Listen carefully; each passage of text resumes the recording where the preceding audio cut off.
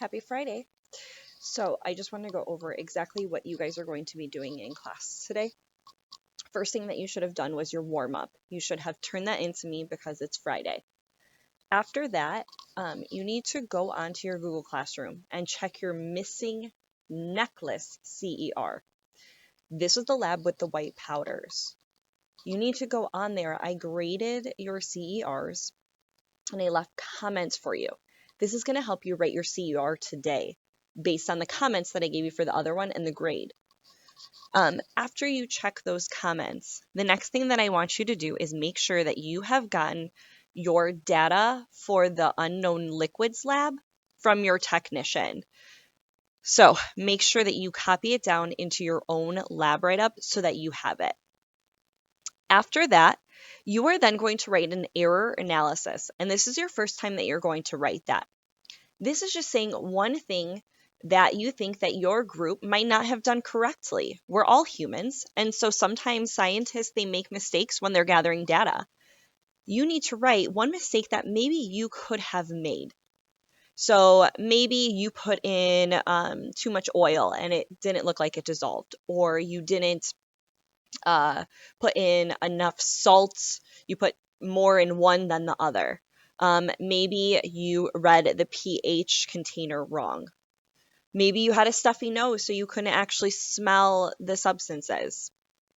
Put one mistake that you made and tell me how that could have affected your data when you wrote it down. After that, you're going to write your claim evidence reasoning, your scientific conclusion for your unknown liquids lab. The claim should tell me what tests you ran. What did your class pick?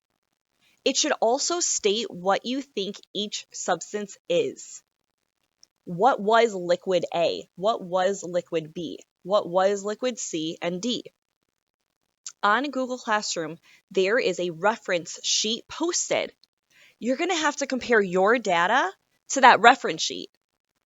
And then your group's going to have to figure out what was liquid A, B, C, and D. Some of you might already know that just based on the smell or the pH or the flammability.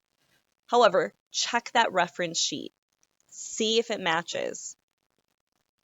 Make sure you write that in your claim.